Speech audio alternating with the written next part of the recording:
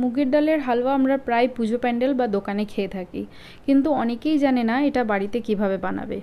অনেকেই মনে করে এটা খুব কঠিন একটা রেসিপি, কিন্তু মোটেও না, এটা খুব সহজ তৈরি করা। আজ তোমাদের সেটাই করে দেখাবো, তোমরা ঘরেই সহজে কিভাবে মুগের ডালের হালুয়া বানিয়ে নিতে পারবে। মুগের ডালের হালুয়া তৈরি করার জন্য আমি এখানে ভালো কোয়ালিটির মুগের ডাল নিয়ে নিয়েছি।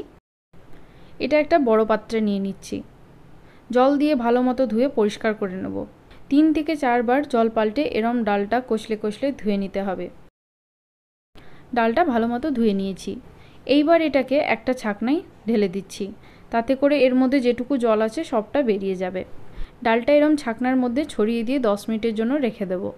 10 মিনিট পর ডালটা একটা পরিষ্কার কিচেন টাওয়ালে ঢেলে দিচ্ছি। ভালো করে ডালটা পুরো টাওয়ালের মধ্যে মেলে দেব, যাতে করে ডালটা তাড়াতাড়ি শুকিয়ে যায়। 15 মিনিট পর দেখতে পাচ্ছি ডালটা বেশ অনেকটাই শুকিয়ে গেছে। এবার এটাকে একটা প্যানে ঢেলে দিচ্ছি।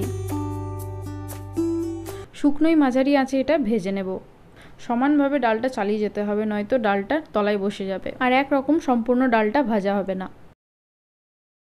দেখো ডালটা লালচে ভাব করে ভাজা হয়ে গেছে। এবার এটাকে একটু ঠান্ডা করে নিয়ে মিক্সার জারে ঢেলে নিচ্ছি।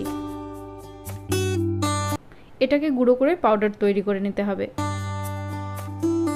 খুব ভালো পাউডার হয়ে গেছে। এইবার একটা কড়াইয়ে 1/2 কাপ পরিমাণে ঘি দিয়ে দিচ্ছি। ঘিটা গলে গেলে টুকরো করে কেটে রাখা কাজু আর বাদাম দিয়ে দিচ্ছি। এগুলোকে একটু লালচে ভাব করে ভেজে নেব। লাল করে ভেজে নিয়ে এগুলোকে তুলে নেব। এইবার ঘিয়ের মধ্যে 2 চা চামচ পরিমাণে সুজি দিয়ে দিচ্ছি। সুজিটাকে 2 থেকে 3 মিনিটের জন্য ভেজে নেব। সুজিটা ভাজা হওয়ার পর 2 চা চামচ পরিমাণে বেসন দিয়ে দিচ্ছি। বেসনটাকে 1 থেকে 2 মিনিটের জন্য ভেজে নেব। বেসনটা ভেজে নিয়ে গুঁড়ো করে রাখা মুগের ডালটা দিয়ে দেব। গ্যাসটা মাঝারি আঁচে রেখে সবটা করে নিতে হবে। 10 থেকে 15 মিনিটের জন্য ডালটা ভেজে নেব। বেশ খানিকক্ষণ ভাজার পর যখন ডালটা এই পর্যায়ে অবধি হয়ে আসবে, তখন এর মধ্যে 1 কাপ পরিমাণে চিনি দিয়ে দেব। চিনিটা ভালো করে মিশিয়ে নিচ্ছি।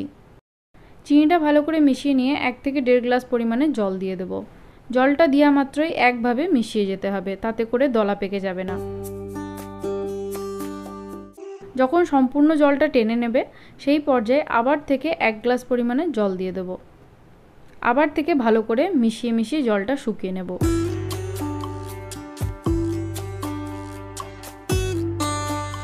এই পর্যায়ে অবধি হালুয়াটা যখন হয়ে আসবে, সেই সময় 3 চা চামচ পরিমাণে দুধ গুঁড়ো দিয়ে দেব। বেশ খানিকক্ষণ নাড়ানোর পর যখন এরম হালুয়াটা কড়াই ছেড়ে আসবে, তখন 4 চা চামচ পরিমাণে ঘি দিয়ে দেব।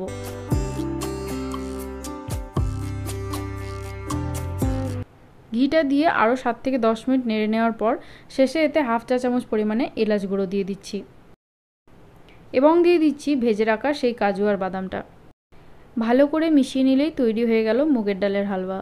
তোমরাও একবার বাড়িতে বানিয়ে অবশ্যই জানাও তোমাদের কেমন লেগেছে।